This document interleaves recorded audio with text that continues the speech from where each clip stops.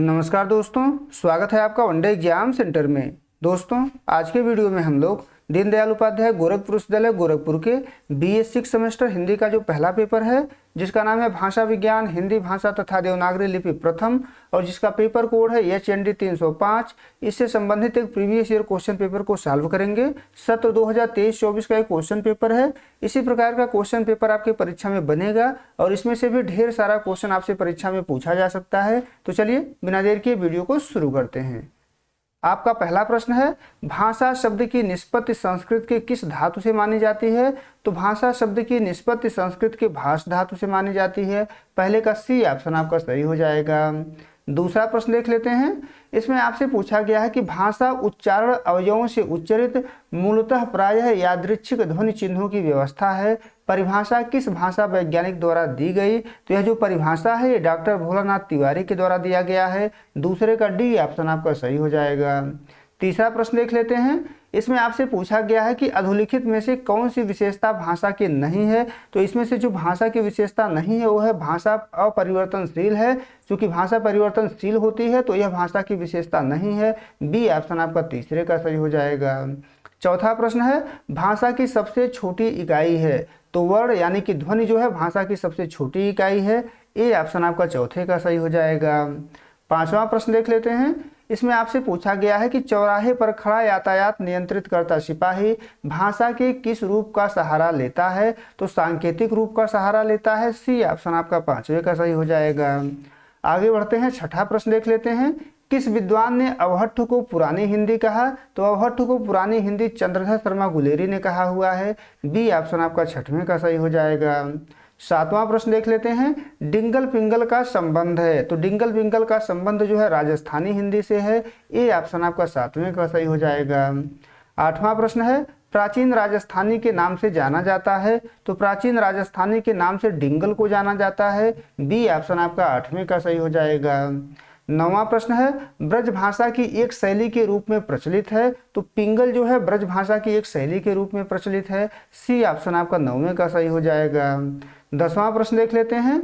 किस ध्वनि के उच्चारण में दोनों ओष्ठ पूर्णतः पृथक खुलते हैं? तो आ ध्वनि के उच्चारण में खुलते हैं। डी ऑप्शन आपका 10वें का सही हो जाएगा। 11 नंबर प्रश्न देख लेते हैं। इसमें आपसे पूछा गया है कि हस्त शब्द उदाहरण है? तो हस्त शब्द एक तत्सम शब्द है, हाथ का तत्सम है ये। तो डी ऑप्शन आपका 11 का सही हो जाएगा।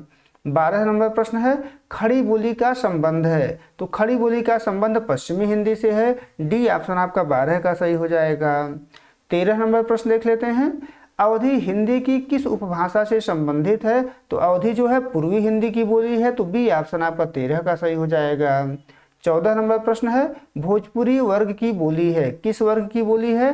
तो बिहारी हिंदी की बोली है भोजपुरी। सी ऑप्शन आपका 14 का सही हो जाएगा। 15 नंबर प्रश्न है, मध्यकाल की कवित्री मीराबाई का संबंध है? तो मीराबाई का संबंध राजस्थानी हिंदी से है। ए ऑप्शन आपका 15 का सही हो जाएगा।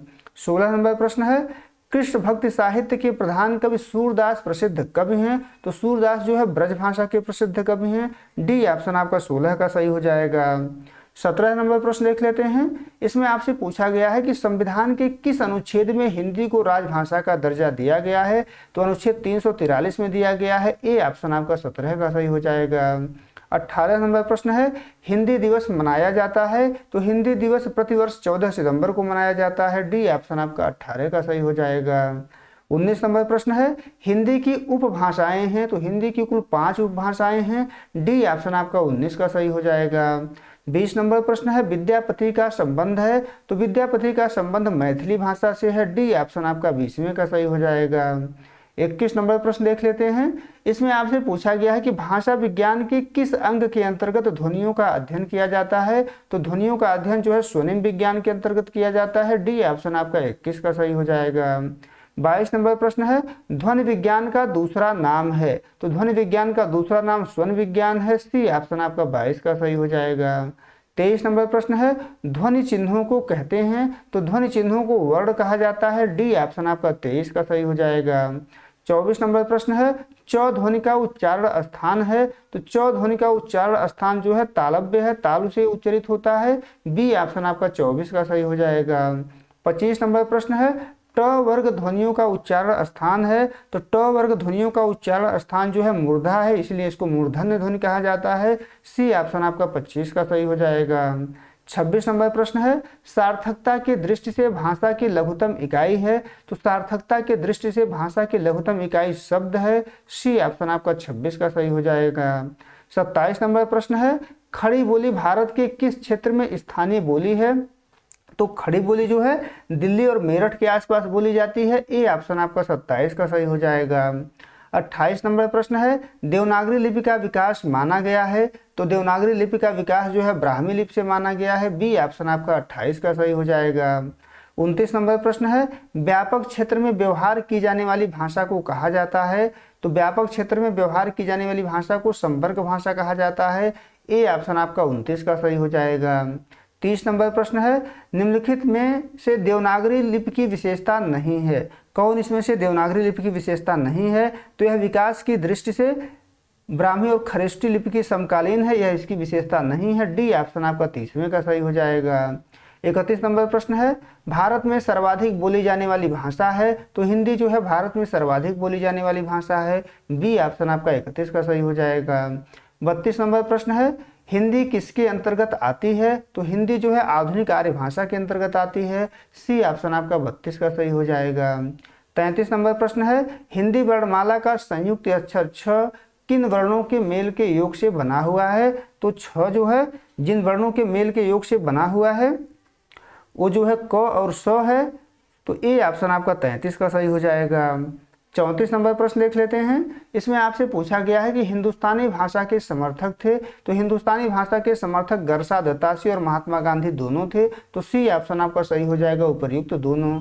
35 नंबर प्रश्न है, पूर्वी हिंदी की कौन बोली नहीं है, तो पूर्वी हिंदी में अवधी, बघेली और छत्तीसगढ़ी आता है, बुंदेली नहीं आता है। सी ऑप्शन आपका 35 का सही हो जाएगा। 36 नंबर प्रश्न है, राजस्थानी के अंतर्गत बोलियां हैं, तो राजस्थानी के अंतर्गत कुल 4 बोलियां आती हैं। सी ऑप्शन आपका 36 का सही हो जाएगा। 37 नंबर प्रश्न है, आदिकाल के अंतर्गत जैन साहित्य किस में लिखा गया, तो जैन साहित्य जो है अपभ्रंश में लिखा गया है। सी ऑप्शन आपका 37 का सही हो जाएगा। 38 नंबर प्रश्न देख लेते हैं, अंतस्थ व्यंजन नहीं है, तो ह जो है अंतस्थ व्यंजन नहीं है। डी ऑप्शन आपका 38 का सही हो जाएगा। 39 नंबर प्रश्न है, किस वर्ण को अर्ध स्वर कहा जाता है, तो व को जो है अर्ध स्वर कहा जाता है। बी ऑप्शन आपका 39 का सही हो जाएगा। 40 नंबर प्रश्न है, ध्वनि विज्ञान के अंतर्गत अध्ययन किया जाता है, तो उच्चारण या उत्पत्ति का अध्ययन किया जाता है, संचरण या गमन का अध्ययन किया जाता है, श्रवण का भी अध्ययन किया जाता है, तो डी ऑप्शन आपका सही हो जाएगा, उपर्युक्त सभी। 41 नंबर प्रश्न है, वृत्तमुखी स्वर है, कौन इसमें से वृत्तमुखी स्वर है आपसे पूछा गया है, तो वृत्तमुखी स्वर जो है सभी है। डी ऑप्शन आपका सही हो जाएगा, उपर्युक्त सभी। 42 नंबर प्रश्न है, अग्र स्वर है, कौन इसमें से अग्र स्वर है, तो ई जो है अग्र स्वर है। ए ऑप्शन आपका 42 का सही हो जाएगा। 43 नंबर प्रश्न है, अर्ध समृत ध्वनि है, कौन सा ध्वनि अर्ध समृत है, तो इनमें से कोई ध्वनि जो है अर्ध समृत नहीं है। डी ऑप्शन आपका 43 का सही हो जाएगा। 44 नंबर प्रश्न है, बीजापुर, गोलकुंडा और अहमदनगर में बोली जाने वाली बोली है, तो यहाँ पर जो है दक्षिणी हिंदी बोली जाती है। बी ऑप्शन आपका 44 का सही हो जाएगा।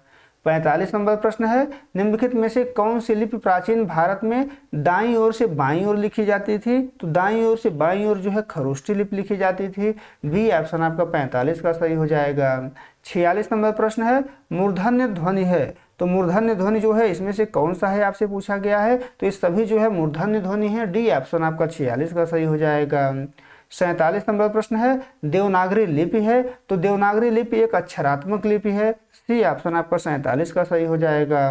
48 नंबर प्रश्न है, ओष्ठ ध्वनि है, कौन इसमें से ओष्ठ ध्वनि है, तो प, फ और ब तीनों जो है ओष्ठ ध्वनि है, तो डी ऑप्शन आपका सही हो जाएगा। 49 नंबर प्रश्न देख लेते हैं, नागरी लिपि सुधार समिति के संयोजक थे, तो काका कालेलकर थे। डी ऑप्शन आपका 49 का सही हो जाएगा। 50 नंबर प्रश्न है, आधुनिक भाषा विज्ञान के जनक माने जाते हैं, तो सस्यूर जो है आधुनिक भाषा विज्ञान के जनक माने जाते हैं। सी ऑप्शन आपका 50 का सही हो जाएगा। उम्मीद है दोस्तों आपको ये वीडियो पसंद आया होगा। अगर वीडियो अच्छी लगी तो हमारे चैनल को सब्सक्राइब कर लीजिए, वीडियो को लाइक और शेयर कर दीजिए। बहुत बहुत धन्यवाद।